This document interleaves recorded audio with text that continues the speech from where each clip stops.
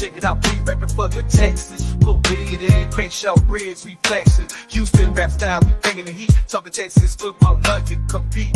Got the best podcast, the loudest in the game. Wednesday nights, 8 p.m. Remember the name, we talking draft picks. We talking defense, we break it all down. No nonsense. H-Town, Victor Run Showdown.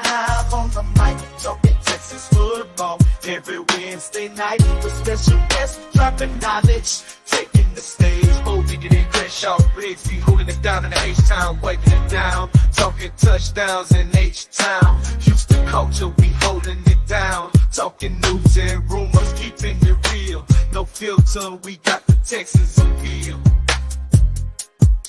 In the Lone Star City, we're living it up.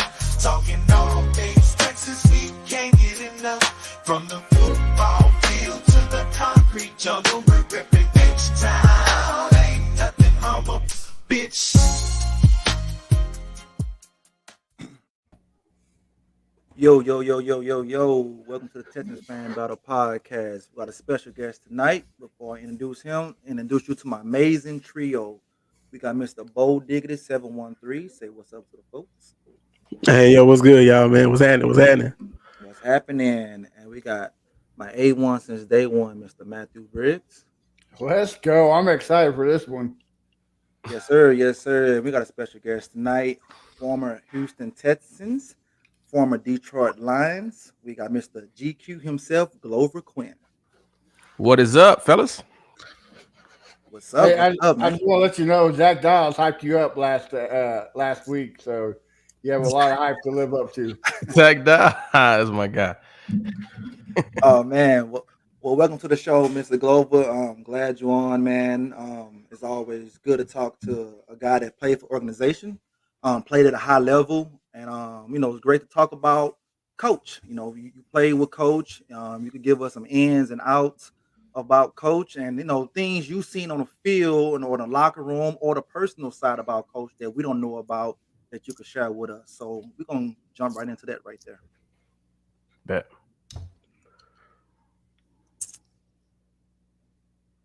Go ahead, here's off. You hear me? Yeah, go ahead. Oh, okay.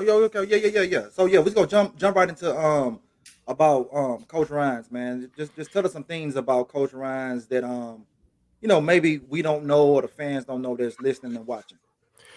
Man, I don't know if I have anything that the fans don't know. I think everybody says probably the same thing about D'Amico, that know D'Amico, that played with D'Amico. I mean, he was one of the guys that, when I got there in 2009, I think D'Amico was already in like year 4 or 5 or whatever, right? He was the captain. He was the guy. I mean, his presence on the field, his presence at practice, his presence in the locker room, in the cafeteria, everything was just high level. You know what I'm saying? So for somebody coming in to the NFL, being able to see how he conducted his business, how he went about his business, how he did his thing was like, wow, okay, this is like a pro. Like, you know what I'm saying? Like this dude right here is a pro. And so for me, being able to be in the same meeting rooms with him on the defensive side of the ball, be on the same, side of the ball with him on the field, playing in the games, it was just a super cool thing for me. And like I said, I felt so young, and I felt like, man, like it was cool for D'Amico to talk to me, because when you're a rookie and you come in and you got these older guys, they're vets. I don't want to say it's not like a star-struck type of thing, but it's kind of like a respect thing. You want to earn the respect from those guys, because like, why else would they talk to me? Just because I'm on the team? Like, you want to earn like their respect, and that's kind of how it was for me, and that's kind of how we clicked and we vibed, because I was a worker, I was a smart guy, practiced hard, and D'Amico was the same way. He wasn't trying to skimp out of anything. Now, he didn't like conditioning. You know what I'm saying? He ain't like conditioning. I will tell you that. But he would do it. You know what I'm saying? And so I don't think I have anything like that y'all don't know. I mean, I think everybody would say those same things about D'Amico as far as his ability to lead, how smart he was. We would be in games, and D'Amico would check a play. You know, we'll have a defensive play called, and you know, we might have an all-out blitz or something called, and Peyton Manning might spot it. D'Amico will start checking the play. You know what I'm saying? Getting everybody into a different play. And, you know, he was willing to make those calls, and he was also willing to, you know, back it up on the sideline when coach asks, you know, why you checking the plays? You know what I'm saying? And so a lot of times you need that, somebody that's, you know, out there playing the game, but they're also man enough to you know, say what they believe in and why they did what they did. And most of the time, coaches don't really challenge certain things if you're doing What you think's smart right? things Yeah. and you have a reason as to why you're doing it. And if you can get everybody on the same page, hey man, we can survive. And for what it seems like, you know, if D'Amico spoke, it spoke volumes, right? Like if he spoke, there's a reason why. Yeah. So I get it. You know, and he was just one of those guys. You felt like he was a part of the team. You didn't feel like he worked for management and, you know, was just trying to, you know, throw players under the bus, or like you felt like, you know what I'm saying, D'Amico got my back. You know what I'm saying? Like that's the feeling that he had. He wasn't afraid to say the tough things or to have the tough conversations with the coaches or with the upper people. And you didn't feel like Miko's up there throwing me under the bus. You know what I'm saying? Yeah. So I just a lot of respect for D'Amico. And like I said, for me to see that coming in as a young guy, being able to play with D'Amico for 3 years, it was just great for me to learn from and, you know, take some of those things and the leadership and all that stuff with me throughout the rest of my career. Okay.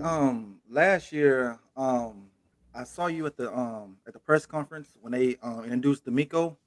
So okay, first, when was the last time you came to the stadium? And second, when did you know, hey, I need to fly to Houston to go watch this right here?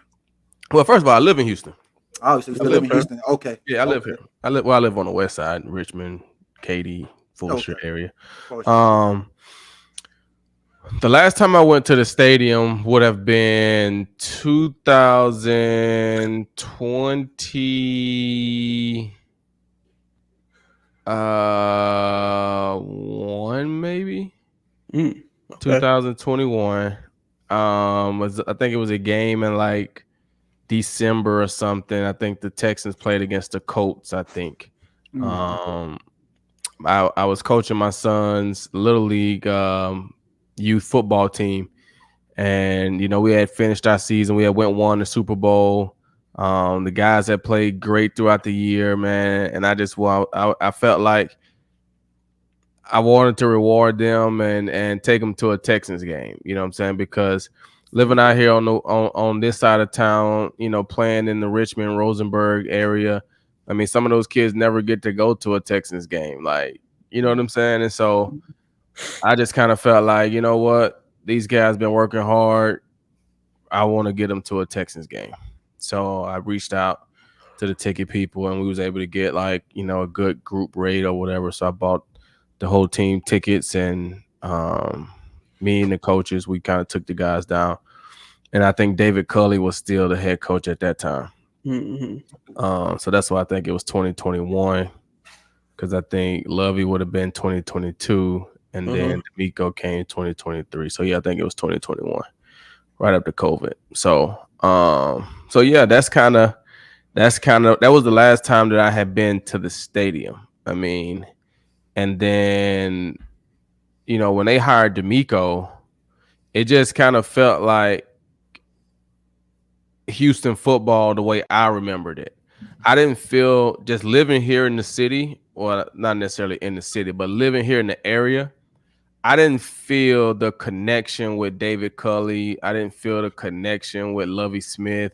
I didn't really feel any of those things, you know what I'm saying? And I'm not a huge Lovie Smith fan anyway, but I just didn't feel the connection with the city. I think Houston is a great, young, vibrant, city. And I just felt like David Culley's energy didn't match Houston. And I didn't feel like Lovie Smith's energy matched Houston. But when they hired D'Amico, it felt like we're back. That's what it felt like. And old school Houston football. yeah, what I remember, right? Because right. This organization started back up in 2002. Yep. Tough, years getting started. Obviously, some good players that they drafted. Obviously, D'Amico's one of them. Andre Johnson, Mario, all those guys, right? Glover Quin, I got there in 09, right? So that's what I'm saying. Yeah. I got there in 09, and it was like you can feel a little energy, but it wasn't all the way there yet. My first year, I think we ended up 9-7, but we didn't make the playoffs because we lost to the Jets opening day, and then the Jets ended up beating Cincinnati in week 17, and then the Jets made the playoffs. We didn't. We beat the Patriots. We finished on a 4-game win streak that year. We were 5-7 at one point. And we finished on a 4-game win streak. That's when Arian Foster kind of came on the scene those last few games. And we finished 9-7, but we missed the playoffs. We came back the next year and we ended up going 6-10. Right. And then we had the lockout, but that's when they fired the defensive staff. They fired Frank Bush. They fired all those guys. And then Wade Phillips came in during the lockout. Right. We had the lockout. Wade Phillips came in at that time. So we were able to meet the coaches and stuff before the lockout and all that stuff. And then we got locked out. And so 2011, we win the division, right? We get a home playoff game. We play Cincinnati and we win, right? We're rocking. We go to Baltimore and have the crazy game, right? Should have won that game and been in the AFC Championship game. We don't win it, right? So then we come back in 2012, but the city is rocking, right? Like we're playing, like we're winning, like the excitement is there. Andre Johnson is in his prime. Arian Foster is leading the league in rushing. Like we're number one, top 5 defensively. We're top 2, 3 offensively, right? All those guys, right? JJ Watt came on the scene. JJ Watt came on the scene in 2011, right? Like, so we're like the city is buzzing, right? So we come back in 2012, and I think we were 12-1 at one point, right? And then we tricked off the last 3 games, and we went from a potential 1 seed to end up sliding into the 3 seed. Yeah, it's crazy. And so we end up beating Cincinnati again, but now the fact that we're the 3 seed, instead of us being the 1 and having the home playoff game, we were the 3, so we end up having to go to New England. And if you remember, Baltimore went to Denver that year. And that was one of the coldest games that we've seen. And if you remember earlier that season, we had played Baltimore in Houston on Battle Red Day, and we had smacked them like 40-something to 10 or whatever, right? And not saying it would have been the same way in the playoffs, but we kind of felt like if we would have had the number 1 seed and Baltimore comes back to Houston, we liked our chances, and that's the AFC Championship to go to the Super Bowl. We tricked off those last 3 games. We ended up beating. I think we lost to New England in the Letterman jacket game. Oh my goodness. Then we came home. We beat the Colts. That allowed us to clinch the division. Then we lost to Minnesota at home. If we'd have beat Minnesota at home, we would have locked up the number 1 seed. We lost to Minnesota at home. So then we had to go to Indy the last week of the season to win. And we would have still been the number 1 seed. Indy was out of the playoff race, I think. I don't even think they were in it. They didn't really have, they were locked into their spot. They didn't really have much to play for. Yeah. And we lost that game. And so finishing with those 3 losses knocked us down to the 3 seed. But for me, that was my memory of the Texans, right? We finished good in 09. 2010 wasn't great.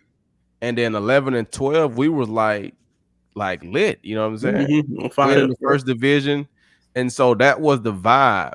And then obviously when I left, Bill O'Brien comes in, they go 2-14, right? Or I think Bill O'Brien was the next guy. Kubiak was still there.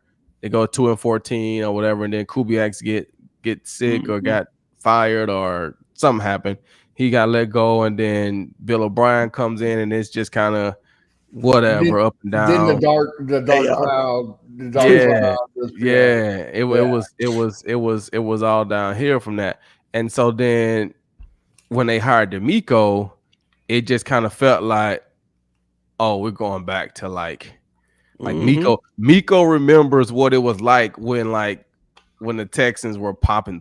You know what I'm saying? Like he was on that team in 2011 when we won our first division. I don't think he was there in 12, but he was there in 11 when we won the first one. So Miko remembers and he knows what the city was like. I mean, Kubiak used to have, all those guys were around all the time, Bun B, Paul Wall, like just the guys that represent, Houston culture and the things that the city is about. Miko was around for that. So it just felt like Miko was going to bring that back. And the city really was excited about football again here. Hadn't played the game. But just the fact that they had brought that back, it felt like it was a win. Right. It felt like football again. And you could just feel that. And so when they had the press conference, it was here and I was able to be, to go and be a part of it. I couldn't miss it because I'm like, I play with D'Amico. That's my guy. You know what I'm saying? I got a lot of respect. For D'Amico. So I was happy to see him get that job. And, it was important for me to be there. Okay. So playing with D'Amico, did you have a feeling that he was going to become a head coach in his future? If he wanted to, yeah, for sure. You could have seen it, huh? Yeah. If he wanted to be a coach, he definitely could. He could do it. You could tell. Yeah. Okay. Before I kick it off to Bo, you said earlier about the Jets game. That was your first game, correct? Right. Do you remember the first guy you tackled in that game? Yeah, it would have been one of the little slot wide receivers. What was his name? I can't remember. Dick Penn, maybe? Nah. It was Leon Washington. The running back? Yeah, running back. That was my first tackle. That was your first tackle. Yeah, he caught a pass and you tackled him. I thought 8-yard pass. It was 8-yard pass. Yeah, that was a tough tackle then because he was tough, and if it was an 8-yarder, we had to been in some kind of space. Probably was a tough tackle. Bo, what you got up there, man? About D'Amico? Well, no, anything. Yeah, man, because I did a little deep dive, I don't know if it's true, and I try to go just do a little research on who we have on the show, and I noticed that you start off at cornerback. Do you wish you would have stayed at primarily cornerback, or did you enjoy moving to safety? Nah, I was a safety all along. Okay. I was a safety in high school. Gotcha. Well, I started out playing corner, kinda, and in high school I was was good, obviously, and so the coach kind of felt like, well, playing you at corner, if they run to the opposite side of the field, you're kind of a non-factor in the game. If we put you at safety, at least you're in the middle of the field. You can affect both sides of the game, right? So then I started playing safety, right? But then I ended up having to go to JUCO out of high school. Okay. And so in JUCO, it's only 2 years, right? For freshman and sophomore year. But I didn't go to JUCO because I didn't have grades. I just went to JUCO because I didn't get the offer that I wanted out of high school. So I went JUCO. So I was eligible to leave after 1 year. After I could have played the first semester and left, right? So when the coach was recruiting me to the JUCO, that was basically his thing. They played kind of a zone system, cover 2, roll cover 3 type of system. So he knew, okay, I know you've played safety in high school, but we already got 2 sophomore safeties. And so in JUCO, that's kind of like 2 seniors, right? Like we already got 2 sophomore safeties, so we don't need another safety, but we need a corner. Right, you could come here and play corner for us because you got good ball skills, you're physical. We play some cover 2, cover 3. You could do this. You can come here and play corner, yada yada yada, and then leave. So I was like, bump it, let's do it. So then I went to JUCO to play corner. So then after playing 2 years of corner in JUCO, I stayed for 2 seasons because I broke my arm in the second game of the first season. So I missed the rest of the year. And so I had to come back and play the next year. So I played my second year, and then I left mid-year, and New Mexico recruited me as a corner because that's what they saw me playing. So then I went to New Mexico and played corner. Had a couple different packages where I would move back as a safety or just different things. But I played primarily corner in college. So then I got drafted as a corner. But on all my pre-draft stuff, I was looked at as a tweener, right? That you're kind of like a corner safety, hybrid, yeah. Right. I was a tweener, and so I got drafted as a corner. But the Texans drafted me primarily to play the nickel. That's what they wanted me for, to play on the inside. So when they took me in the 4th round, that was the goal, to play the nickel. But then when OTAs came, I was the backup corner, and I was the starting nickel. So then when I would get in at corner, I don't know if it was because they thought I was slow or they thought I was chubby as a corner or what it was, but they were trying me, man. And I caught like 5 picks in OTAs, right? Like I was catching picks every day, and left out of OTAs. And the reviews were a little different. We brought this guy in to play nickel, but he really showed up on the edge. And so when the season training camp started, I was playing the nickel, same thing.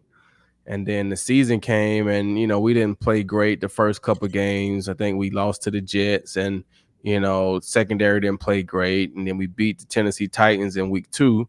The secondary still didn't play great though. I think Chris Johnson was going 92-yard touchdowns on us. You know what I'm saying? And then we played Jacksonville Jaguars week 3, and we lost that game, and the secondary didn't play great. So then coach came in on that Wednesday and just like he benched Fred Bennett. Fred Bennett was the starting corner at the time. He benched Fred. If y'all remember Jock Reeves, they had signed Jock Reeves to a 4-year, $20 million deal, I think. But he had broke his leg in training camp. Well, he came back, and coach was like, Jock, if you can walk, you playing, like you starting, right? So I'm just sitting over there like, man, I just been playing the nickel. Like I've been kind of doing my thing on special teams. I haven't really been playing much defense. I think the first game I played 17 plays. The second game I played like 16 plays. And then the third game against the Jacksonville Jaguars, I only played like 9 plays because, Jacksonville wasn't running a lot of nickel formation. They were running 12 personnel and things like that, running the ball, Maurice Jones-Drew and all those guys, right? So I didn't play that much that game. So I was just in the corner like, dang, man, coach going off on these guys, right? And so we go out to practice on that Wednesday, and we going through just little ball drills at the beginning of practice. They throw Jock a ball, boom, it bounces off his finger. Jock breaks his pinky, but the bone pops out. So they had to take Jock to the doctor and get, wrapped up. And I'm sitting there like, dang, man, this is gonna get interesting. Jock's hurt again. They just benched Fred. Bryce got benched. But I ain't say nothing. I was just kind of sitting there like, oh man, I wonder what's gonna happen. And then that Thursday they told me that I was gonna be starting at corner. And so you know, it was crazy, man. I went out there as a corner, but I knew who I was as a corner, and so I played corner kind of like a safety. I wasn't trying to be a, you know, a Deion Sanders type finesse cover corner. I just knew I wasn't fast enough, quick enough to keep up with those guys like that. So I had to be physical, get my hands on them, give up short passes in front of me, drive and tackle. But anything deep, I knew I could make a play on it. So I didn't want to get in foot races with any of those guys because I didn't feel like I could win those. So that's kind of how I had to play the corner position. So then when I moved to safety, it was just kind of like a natural thing because I was a natural like talker or leader. But when you play in corner, you don't get to make the calls on the field. The safeties make the calls. So there's plenty of times where as a corner, I'm seeing calls that need to be made. And I'm looking at my safety like, bro, you gonna make the call? Like, bro, you gonna make the call? And you know, they're not making the call, right? But as a corner, especially as a young corner, I can't make the call. Yeah. So when I moved to safety, it was like perfect because now I was able to really be myself and be who I was. Like I made it to the league, obviously, because I mean I had some talent. I was tough, I worked hard, but I was smart. That's how I made it. I learned how to survive through good technique and just being smart. I didn't have to be as fast as you were. If I knew exactly where you were going, I could beat you to the spot. And so that's how I had to survive. So I would see things, and then once I got the ability to make the calls to put us in the best situation for what I felt like was going to happen, it was great for me. And so I think my corner career is cool to be able to say I played every position in the secondary: corner, nickel, safety, dime, strong, free, like everything. So that's cool to be able to say that, but definitely safety was the better choice for me. Okay, yeah, that always amazes me because like even when like I'm not saying y'all have the same stories, but when I see Kareem Jackson play corner for the Texans, I say, okay, he's a B, he's a B plus corner, but he's an A plus safety. Why don't you put him in safety? So it just amazes me sometimes. Like I wonder if y'all as players go to the coach like, hey man, I know you got me in corner, but I can do a lot more if you put me in safety or vice versa. You know what I mean? Do you ever had a conversation with the coach, or is that just over? That's out of bounds. Talk to the coach about that. No, you don't have that conversation if you're playing. Now, if you're not playing, right? If you're not playing, now you have that conversation that, hey man, I know I'm not getting to play as a corner. Like, can I get some reps at safety, right? Okay. But if you're not playing that corner, then that means you're doing scout team, right? That means you're doing the scout team against the starting offense in practice. So that's where you go out there and just playing around being a scout team, but you start playing some safety and showing them, hey, this kid can make some plays back here. Like he looks okay at safety. Let's see if we give him. Let's just ask him how you feel about playing safety, right? Yeah. But if you're playing as a corner, you're going to probably stay there as long as you can because corners primarily get paid more than safeties. And so if I can still be a starting corner in the league, then be a starting corner because most of the time those players play corner as long as they can. Look at Charles Woodson. He's going to play corner as long as he can, and then you move to safety. You look at Champ Bailey. Champ Bailey played corner as long as he can, then he moved to safety, right? So that's generally what happened. You play corner as long as you can. So Kareem played corner as long as he could, right? And then once they start to feel like, all right, your value now is a little more as a safety, then we move you to safety. And a lot of times, outside of the angles, the space, the transition can be pretty, I don't want to say simple, but you can do it, put it like that. So would you say, because I remember you said as a safety, you get to quarterback the defense in a way. Do you feel like it's more preparation as a safety than as a corner? Or is it about the same amount? Is it the same amount of film, the same amount of breakdowns, plays? How do you go attack? Well, that depends on your game as a safety. You know what I'm saying? Like I said, for me, I had to survive off of being smart. So even as a corner, I had to study the game and the other offense like a safety so that I can have a feel for what they like to do in certain situations so that I can protect myself as a corner, right? If you're a corner that doesn't feel those things, you just play physical, you fast or whatever, then you probably just going out there playing. Once you move to safety, you don't turn into some magical, film study guy. You know what I'm saying? Like, you learn, because now you got to make calls. And if you can't communicate and understand what's going on, then the coaches are going to start to realize that the players are going to complain, and you're probably not going to be playing, right? So you do what you got to do to get yourself ready to go. But for me, it was just a natural thing. I was already doing it. I was just looking at the game from the outside in. Moving to safety, I was able to look at it from the inside out. You know what I'm saying? Like looking at it straight on as opposed to looking at it from an angle, right? So now you can really see. Now it looks exactly like what it looks like on film, right? You see in the front and the back. So you can see, oh, he got a tight split on this side. He got a wide split on the other side. When you're looking at it from an angle, you can't really tell how tight or wide that split is on the opposite side, right? You can see it on your side, but you can't really tell it on the opposite side. You just know they got a guy over there, right? But when you at safety, you can see it. Oh, boom, boom. Okay, here we go. I can see this right here. And it looks exactly like what it looks on film, because on film, you're going to get the overview and then you're going to get the back view so you can see. So it looks exactly the same. So when I moved to safety, it was, like I said, it was just a natural thing for me, because I was on the field making calls. I was just making them in my head, waiting for the safety to make the call. You know what I'm saying? If I saw situations, I might look at him and be shaking my head like, okay, yeah, you saying the same thing that I'm saying. I just couldn't say anything. When I became a safety, I could say stuff. And so that was just right up my alley, because I like to talk. So as a safety, was there ever a coverage that you like, oh, I got this coverage, okay, I got this down. No, cover 3, I love cover 3, I love cover 4. Was there ever a package that you would like enjoy playing the most, or the scheme you fit in the most? I love playing cover 4.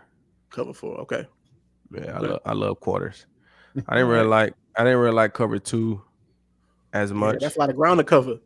Yeah, and like I said, I wasn't one of those super athletic guys, right? So for me, you got to have a real good beat on the quarterback, and you got to get a great jump, because any false step, they hitting it down the sideline or they hitting it down the middle, and you're not going to catch these guys. Yeah. So I didn't really like playing cover 2 as much. You know what I'm saying? Straight cover 2. Cover 2 man, maybe just because they're still responsible for their man. You're just helping out, right? But just straight cover 2, they don't get a jam on that wide receiver. He rolling down the sideline and he rolling down the middle. Like it's tough, right? Yeah. But I love cover 4. Cover 3 was cool. I like it in certain situations, depending on how you play it. Okay. Cover 1, I like being the free safety in cover 1. Okay. So yeah, but cover 4 is probably my favorite coverage. Quarters. Okay, cool. All right, I'll give it back to But I'm also only responsible for a quarter of the field. I'm not responsible for half. I'm not I'm responsible for my quarter. Okay. All right. Kick it off to you, Matt. What you got for Mr. GQ? So last year when you saw the Texans draft CJ and then do a movie like Magic and trade up to get Will Anderson, were you shocked, or were you like, all right, that's the move that needed to be done? I mean, I was definitely shocked. I mean, I felt like they would take one of those quarterbacks, right? And I know Bryce Young went number 1, and D'Amico being an Alabama guy, I didn't feel like they would trade up to get Bryce Young just because he was an Alabama guy. Right. And I didn't think that they would want to start out with that connection as D'Amico being an Alabama guy trading up to get an Alabama guy. Yeah. So I didn't feel like they would trade up, because I felt like they felt like, okay, well, if they take CJ Stroud first round, first pick, then Bryce Harper falls to us. If they take Bryce Harper first pick, then CJ falls to us, right? And we can get our guy. So I didn't think they would trade up. Now, when they traded up to get Will Anderson, I was like, oh, snap. That's how you make a statement. You know what I'm saying? Like, that's what I felt like. That felt like, okay, we just hired our coach, and now we're finna get our offensive and our defensive centerpiece, cornerstone for the next 5, 6, 10 years. So you guys are coming in together. So to me, that made me feel like they're gonna give Miko more than a year. Yeah. Even if this year wasn't great, they're gonna give him more than a year. They've gotten to the point where they feel like they got their guy, and now they're starting to build. We got our quarterback, we got our defensive guy. Now, if we have success the first year, great. But we're gonna try to build, right? That's what it felt like. And so when they made those moves, I was like, oh, snap. No, they did that. No, they traded up. Oh, man. I was like, wow, this is blockbuster. Yeah. Blockbuster. It was, but that's right. They made a statement, and that's how they did it, and it was good. It worked out for them, Now, the thing is, it's tough, man. It's tough because it's the league. It's tough. And expectations are tough. You know what I'm saying? Me coming in and having the career that I had in my time in Houston as a 4th rounder, and you played well. If they'd have drafted me 1st or 2nd rounder, he was a bust. He was a bust, yeah. Right? Because the expectations that you put on a 4th rounder, maybe he's a special teams guy, backup, safety, corner, rotational guy, get in on a couple of packages. Yeah, but now he ends up starting every game for us. Right? Now he's playing the corner, he's playing the nickel, he's playing the safety, he's playing the dime. Like, man, he's a quiet, unsung hero on our team, but he's only a 4th rounder. If I was a 1st rounder, that would be expected, right? But as a 4th rounder, you're exceeding expectations. So coming off the season that the Texans had the year prior, any kind of success this year would have been a win, right? Any kind of success. Right. But now when you win a division, win the playoff game, get to the 2nd round of the playoffs, now that's the expectation. Right? CJ Stroud, great year, offensive player of the year, probably Pro Bowl. Like, the expectation is higher for next year. So sometimes you just got to be able to sustain it, man, and ride the wave. This next year could be better. It could be worse. It's football. You just don't know, right? They're gonna have Sunday. Right. They're going to have a whole year to study CJ, scout him, game plan against him, study D'Amico, what's his tendencies, what they like, right? They're going to have all that. You got to throw in injuries. What happens with people getting injured? And like, it's so many factors that go into it, but now the expectations are there, right? So when you lose games that you should have won, it hurts hard. It hurts more, right? It hurts more. Last year it was, hey man, they still young. They got young, and they're gonna get it. They gonna get. I like what I'm seeing. But once they go out and do it, now you expect it. So now when they don't do it, hey man, they out there playing around, man. Like, what are they? You see what I'm saying? It's because you expect them to perform a certain type of way, but they're still young. They're still gonna have growing pains and all these different things. And like, I think the reason why you see a little fall off in year 2 from rookies. So I wouldn't be surprised if, CJ and even Will, I wouldn't be surprised, because rookie year is a long year.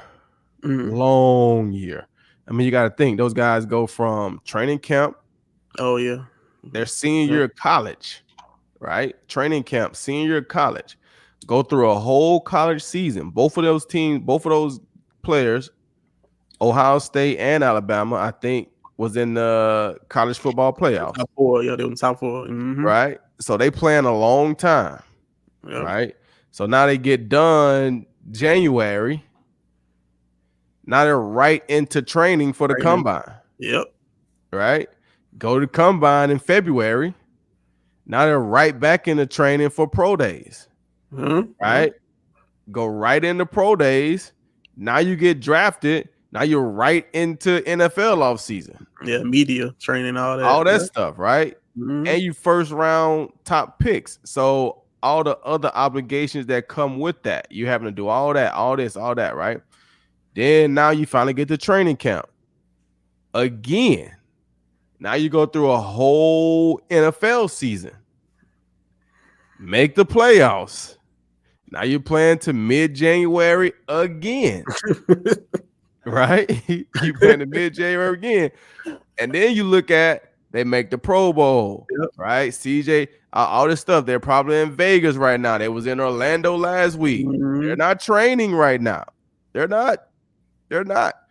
So when this week is over with, the NFL honors is tomorrow. Both of those guys will probably be there, right? And they'll probably be in Vegas up until Sunday morning, right? I mean, none of those guys really go to the game. So unless they got some type of appearances or something that they got to do, on Sunday, you generally stay in the Super Bowl city up until Sunday morning. You party all night, Saturday or whatever. Then you fly home Sunday morning, right? So when they get home Sunday, it's going to be February the 11th. No, 11, right? Yeah, February 11th, yep. And they're going to be just now getting their first break. So now say you take 3 weeks, a month to just kind of relax and take a break, take a vacation. You look up, it's already mid-March.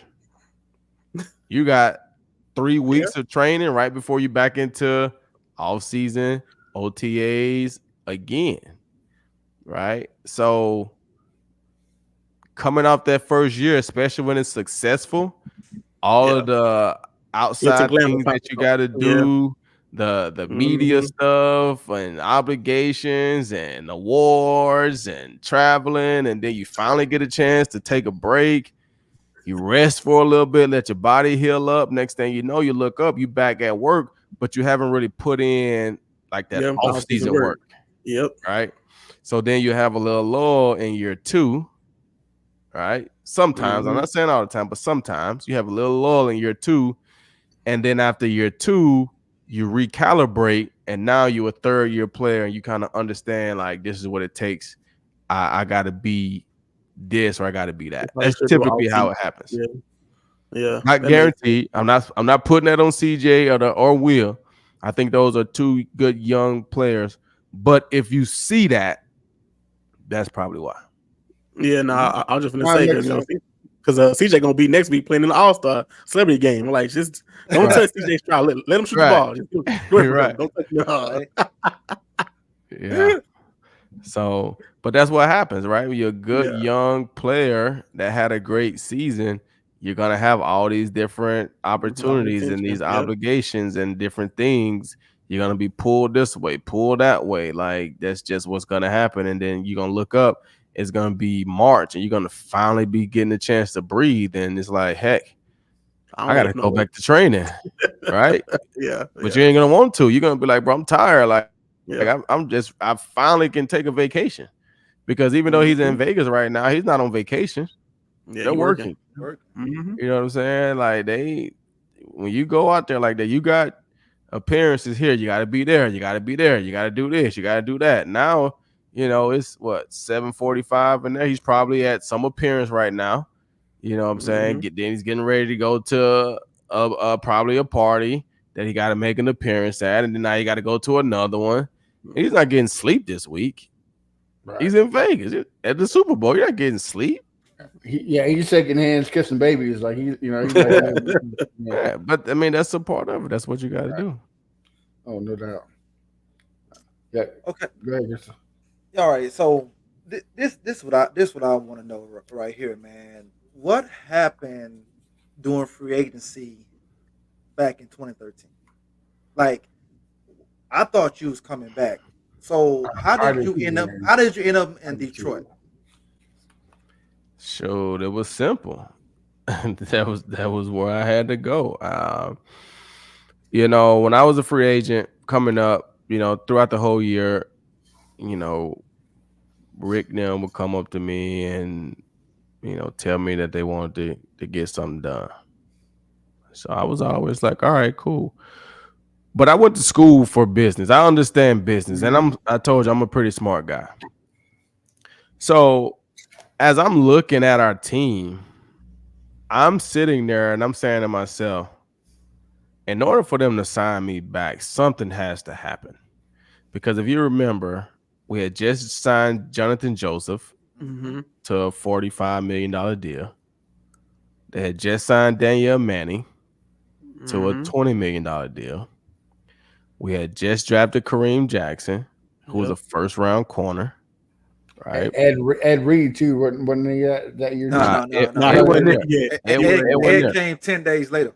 Yeah, it came when I left. But that's right. Yeah, right. So I'm sitting there like, we got a lot of money tied up in the secondary already, right? And they had paid Arian, you know, they had did this, that, like, and so I'm sitting there like, in order for them to give me what I felt like I deserved or wanted, that's gonna be a lot of money tied up in the secondary, right? Somebody's gonna have to go. And Kareem wasn't going, J-Jo wasn't going. So the only person it would have been Danielle Manning, right? And Danielle Manning was he would have been going into the third year of his deal, right? And so I kind of felt like something was going to have to shake, and nothing ever really shook. And so free agency getting closer, you know, you go through all these different periods, you know, they're going to put the franchise tag on it, right? So you go through that, they don't franchise you, okay?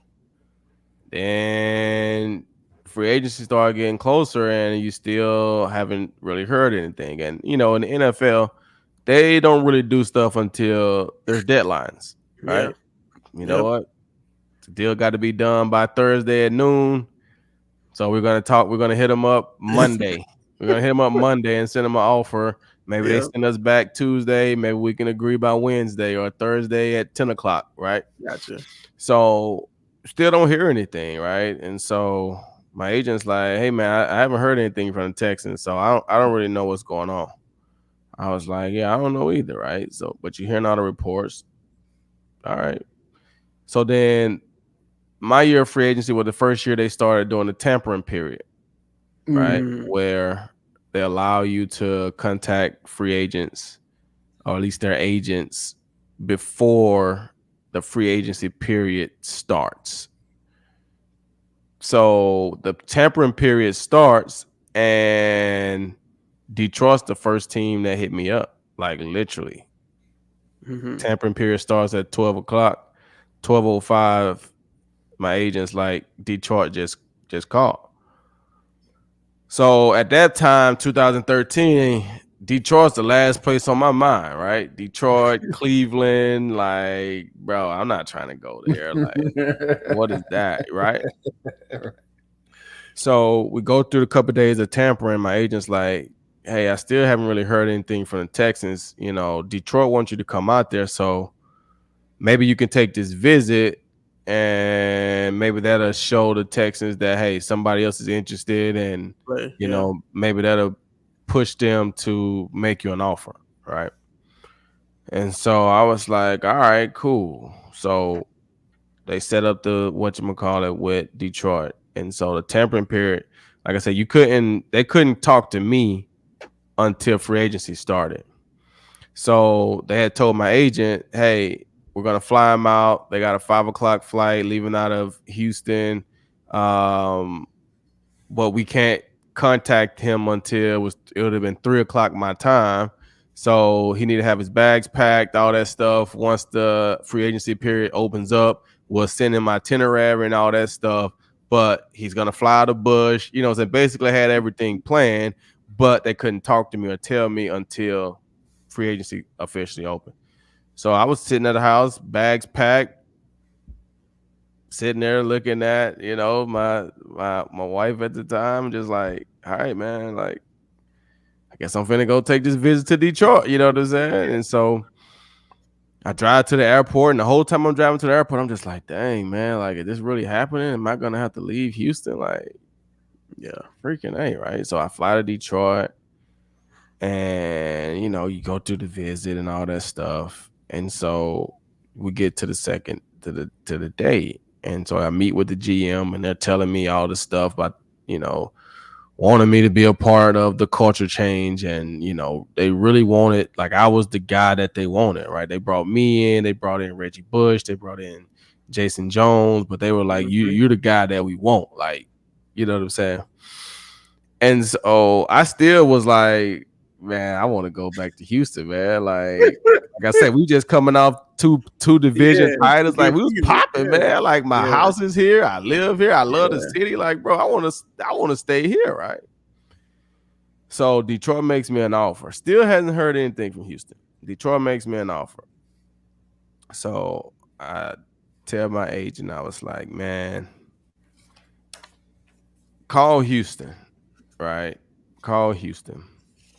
See if they'll match the offer, because at that time I felt like I was the future, right? Daniel Manning was there, but he was a little older, right? Yeah. I felt like I was the future, and I also felt like I'm the young guy, but I'm on the field telling Daniel Manning what to do. I'm telling these guys what, like, I'm the one that's holding all this stuff together. That's what I felt like. So I was like, I can't go back making less than what Daniel Manning makes, right? He was the other safety. I was like, I can't come back and make less than what he makes. I'm the younger guy. I'm the future. And I'm telling him what to do, right?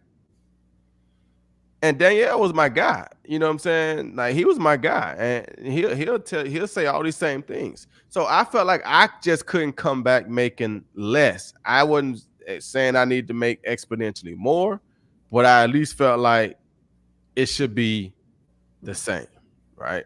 Yeah. So they gave Daniel Manning 4 for $20, $5 a year. Detroit had offered me a deal basically right at $5 a year. Hey, let's see if they'll match. It would be at $5 a year, and I'll stay in Houston. So my agent calls Houston,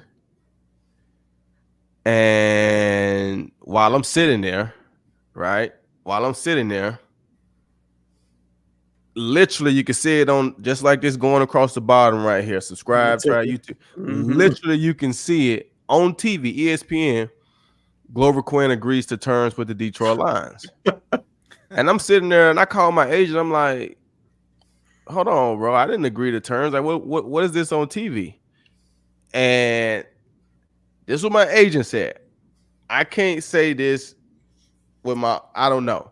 But my agent was like, the Texans, when you called and said that Detroit had made you an offer and they wanted the Texans and you wanted the Texans to match, they took that as Detroit made you a good offer. We're not going to match it. So he's going to agree with the Detroit Lions. So the Texans leaked to ESPN that I had agreed to terms with the Detroit Lions. I never had agreed to terms with the Detroit Lions. So then, literally 3 minutes later, you see going across the ticker, Glover Quin does not agree to terms with the Detroit Lions. Literally. And so then I talked to my agent. I'm like, he was like, you know what? You got this team, that team, but you were more like a second option. They want an offensive tackle first. They want to get this guy first.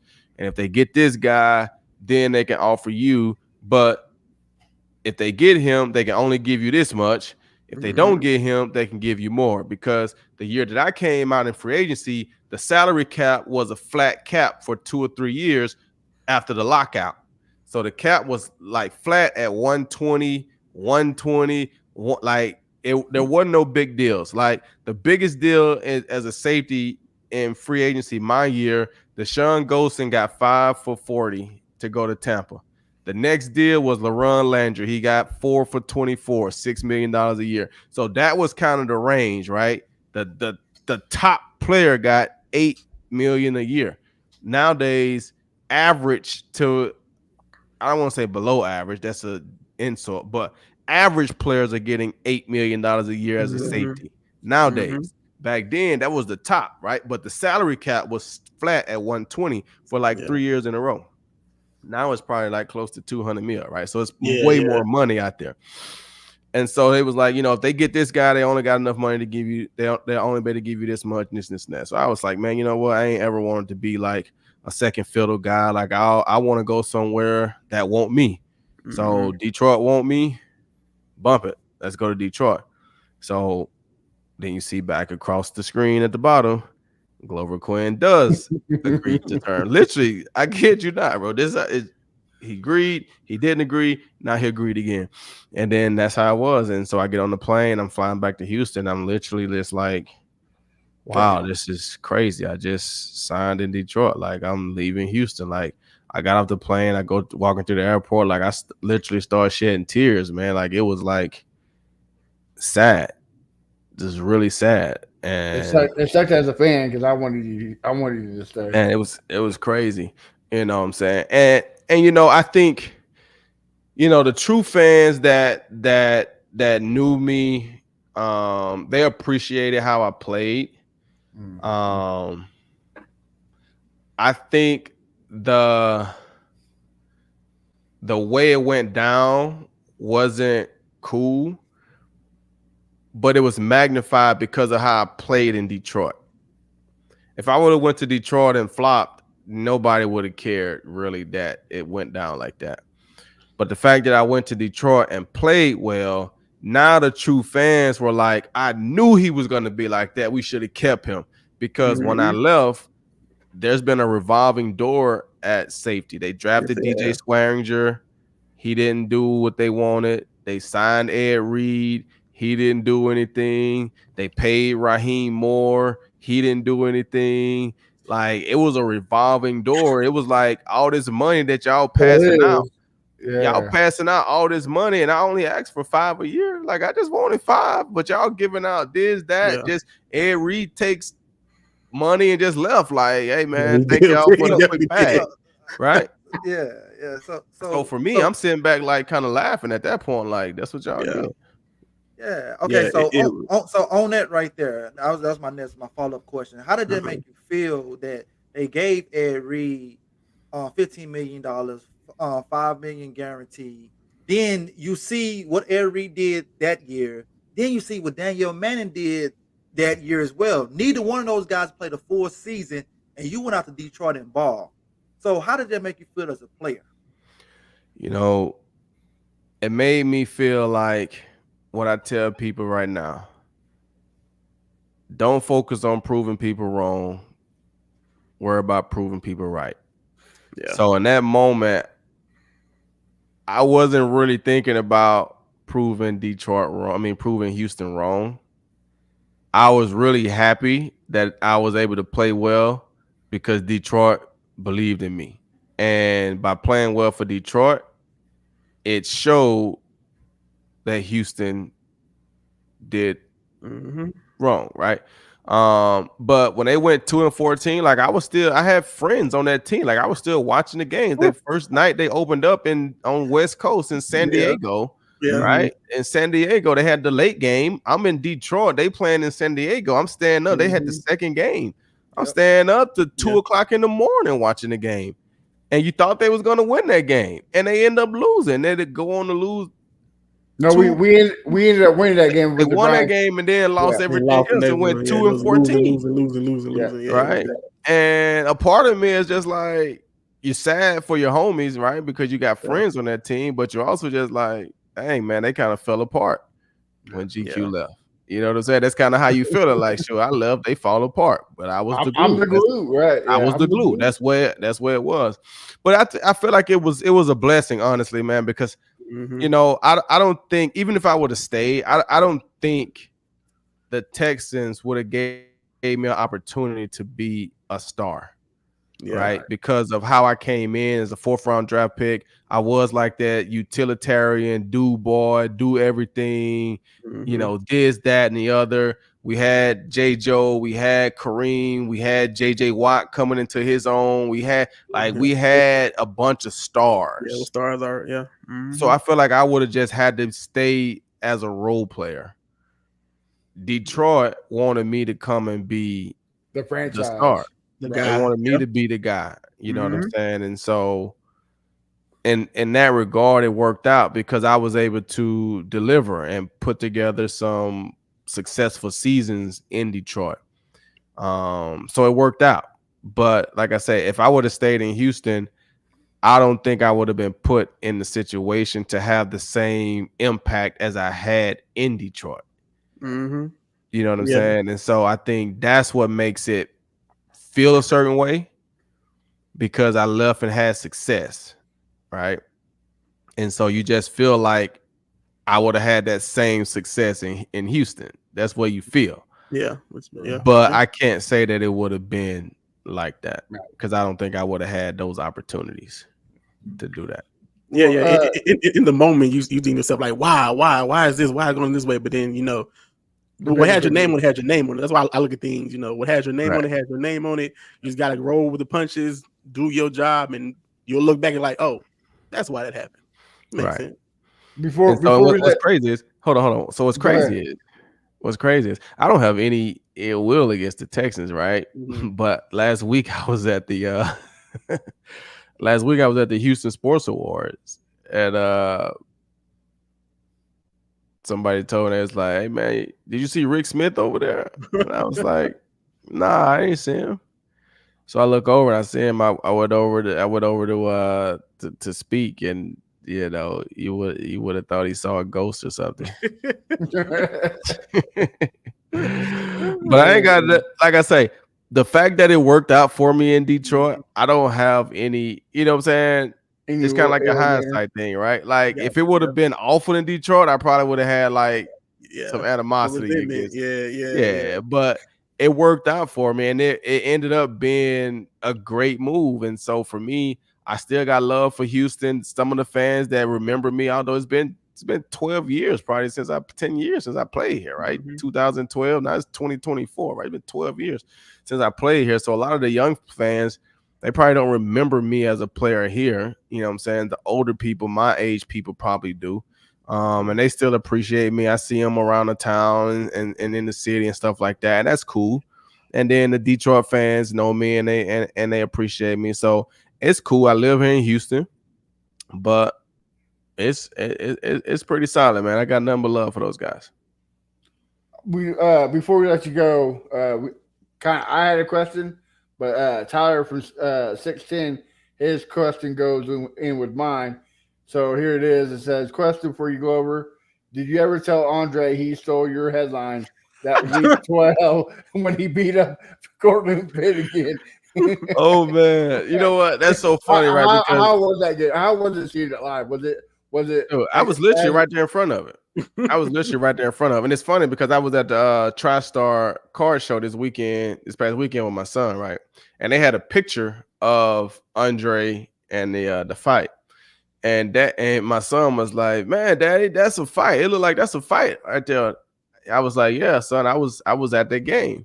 He's like, did you see the fight? I said, yeah, I was literally standing right there in front of it. Like, so I was on the sideline because we were winning 20-0, right? Mm-hmm. And I had been balling. So I'm feeling good. So I'm up standing on the sideline watching the offense. It's the end of the game, I think, the fourth quarter. So I'm literally standing on the sideline talking to a player, a coach, or somebody, and they literally got the fighting right there in front of me. I literally had front row seats. It was the craziest thing. But a little while ago, it came up on social media, and somebody sent me a reel or something with the 3 interceptions, or maybe I put together a reel on the anniversary date, because they always show this happened on this date with the Andre Johnson fight. But I put a reel together of my 3 interceptions, right? And I was like, this also happened in that game, but nobody remembers it because of the Andre Johnson fight. I was like, it got no play on ESPN because of the Andre Johnson fight. So it's all good, man. Andre's my guy, man. I hope he get the call tomorrow for the Hall of Fame, man. Yes, sir. Yes, sir. When we were talking to Zach Giles last week, we said that when he does make the Hall of Fame, that should be the statue in front of NRG is him beating down Cortland Finnegan. That should be forever enshrined in Texas history. That's an epic picture, man. I mean, and dude, we used to battle those guys. I remember, like I said, my rookie year, we played Tennessee week 2, and they got to fighting. That's when they got to fighting the first time on our sideline. The whole team was over there, and Cortland Finnegan was over there. Right, that was the first time they got to going at it. So then the next year, we play them at home. It really went down. Really went down. Yeah. Man. Oh man, that's history. Yeah, that's history. You know what? I got one more. You know, earlier you said, you know, you're a pretty smart guy. You know, you major in business and everything. Do you still follow the 30-70 saving strategy? Sure, I tried to. You try to? I tried to. You know, my life is a little different now. But I definitely, like Lil Baby say, I'm definitely saving more than I be spending. You know what I'm saying? Definitely do that for sure. And I mean, you know, when you're doing it, it's hard in the moment, but you just got to see the bigger picture. You know what I'm saying? You just got to see the bigger picture. And for me, I just was like, you know what? I knew I only wanted to play for 10 years. I never wanted to play long time. I never did. I wanted to play 10 years. And I don't want to say that 10 years isn't long, but I'm saying I didn't want to be out there 15, 14. Like I didn't want to do that. I wanted to play 10 and be done with it. And so I knew I wanted to save as much money as I could so that when it was time for me to go, I could just leave. I didn't want to feel like I had to stick around and try to steal a year and make back, you know, 3 or 4 million that I blew early in my career. Like I didn't want to have to do that. And so when you look at it like that, it was really like I'm just out here grinding. Like I don't really have time to spend. I don't want to spend. And you know, when you have someone else that's a part of that, they have to be on that same page as well, because now, you know, hey man, this is what our budget is for the month. You know what I'm saying? We got to spend this much money. And it's hard when you're young and you look in the account and you got that much money, but now we can only spend this much money. Like it's difficult, right? And so, you know, we were able to do it and learn and figure out other ways to, like, I was a big unaccounted for money type of guy, right? So if I went and did an appearance and made like $2,500, oh, we finna go blow that. Yeah. You know what I'm saying? Like we finna go live. We finna go have some fun with that. You know what I'm saying? Or, you know, we would get like, say, for instance, we make the playoffs, right? That's the money that you don't have that money accounted for in your budget because you don't know that you're gonna get that money. Gotcha. So that type of money, oh, we're gonna go live off that. We have fun with this. We're gonna have fun off that. We're gonna, you know what I'm saying? We're gonna go take a trip, or we're gonna go buy some stuff or whatever. But with the money that we have, our salary money, we got to be on this right here. So that's kind of how it was. That's what's up. Yeah. But yeah, man, save your money. Oh yeah, so especially in these days times, man. It's hard out here, man. It's hard out here. It's tough. Matt, Bo, you have anything before we end the show? No, I'm good, man. Great show. Yeah, thanks for coming on. Appreciate it. Man, anytime, man. Anytime. I appreciate it. Told you I love to talk. I mean, I'm open book. I talk about anything. I don't care. Okay, well, okay, so all right, so you open book. Okay, so I'm gonna ask you this question right here. You from Mississippi, correct? Yes, sir. So who catfish better, Mississippi or Houston?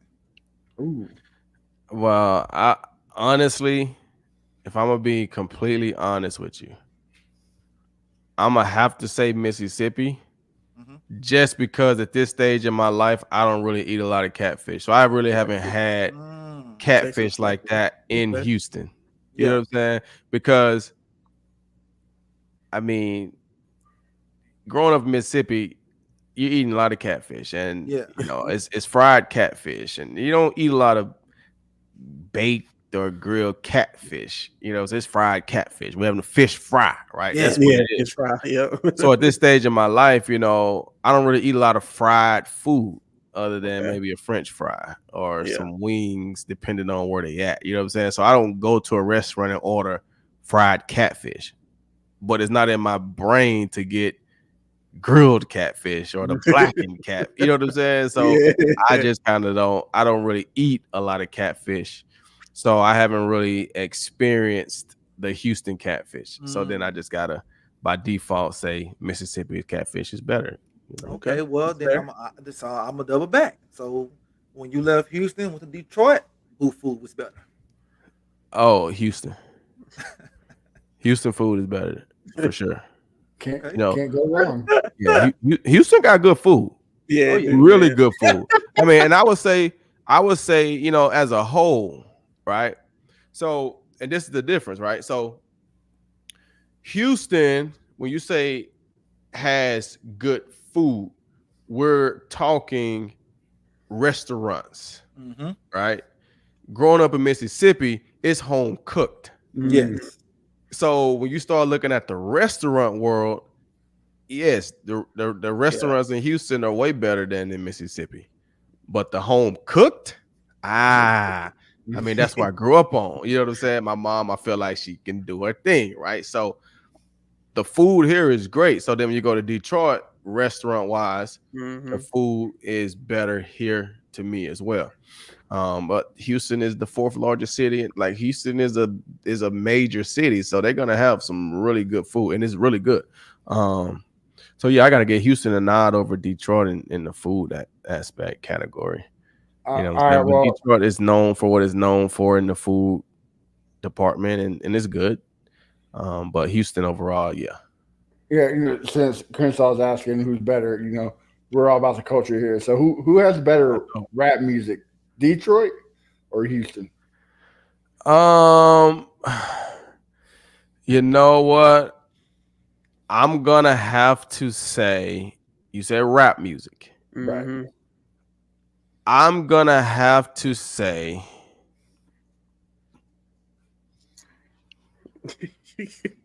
and it's by default, really. But I'm gonna have to say Detroit. Only because I like Eminem. That's really it. Like I don't really know many other rappers out of Detroit, but in Eminem. I mean, I don't really put Big Sean in the like. I mean, maybe he's a rapper, I guess. But Eminem, I like Eminem. I grew up listening to some Eminem stuff, right? So then when I think about Houston, you know, I wasn't a huge chop and screw type of guy.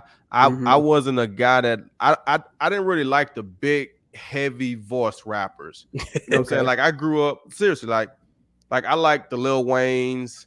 I like I like the little guys that just kind of be the melody. I wasn't a big you know, Mike Jones or Paul Wall. Freestyling type music. You know what I'm saying? I like Lil Flip, right? I like Flip, but that's why I went with Detroit because I put Eminem over Flip.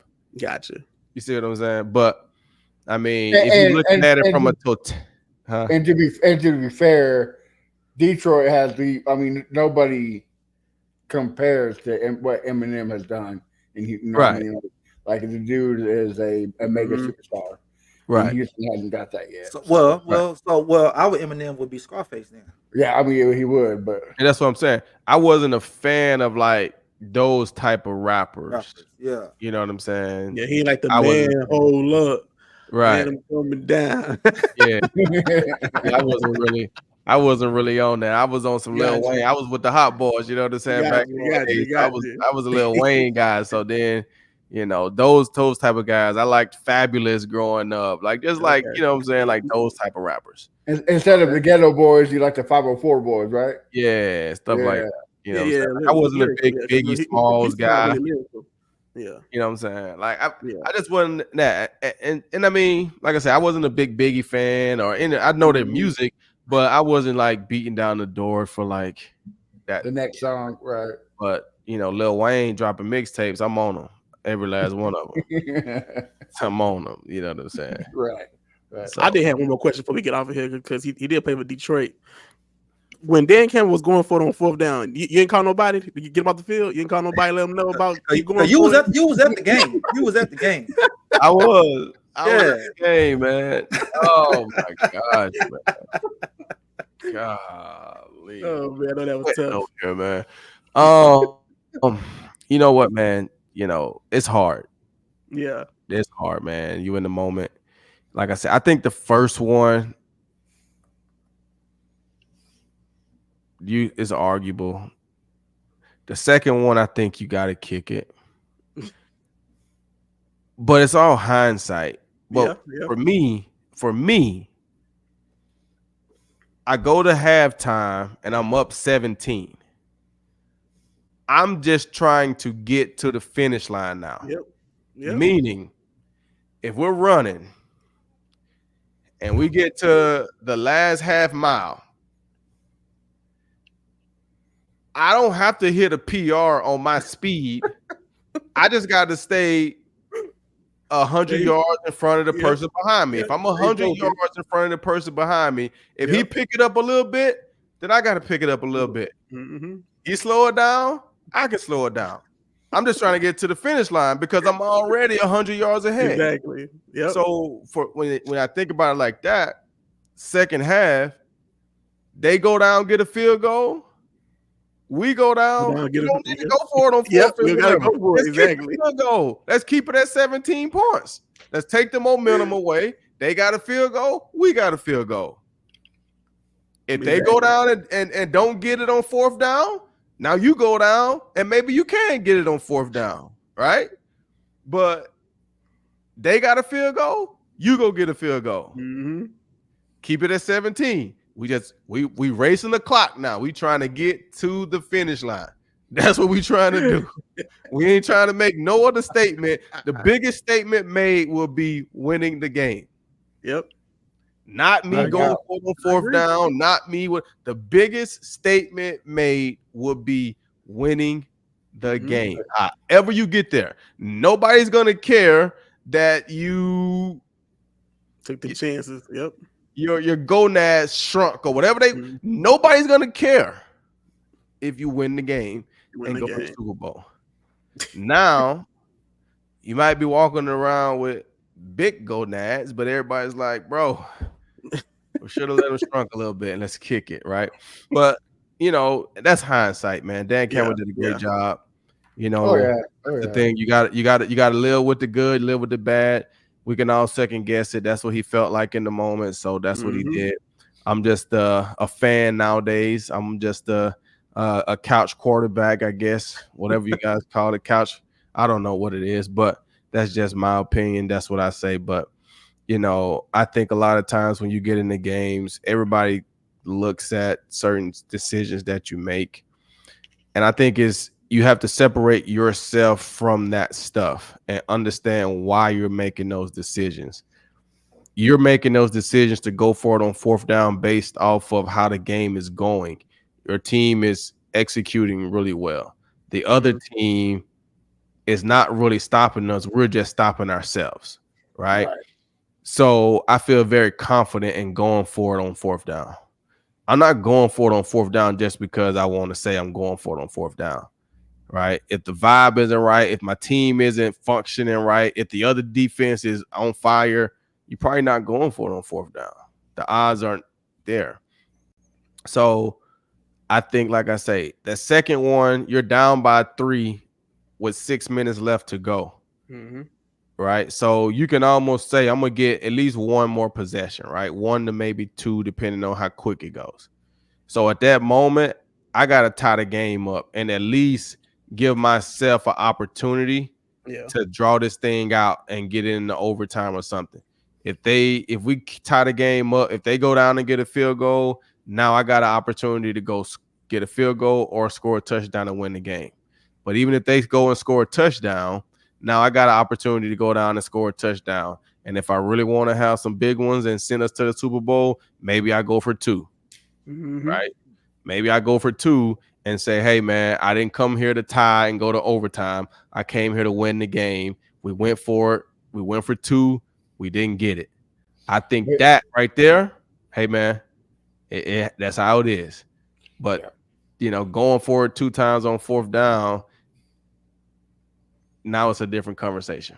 Yeah. So, but he'll learn from that, I'm sure, and I think the team will still be as good, if not better, next year.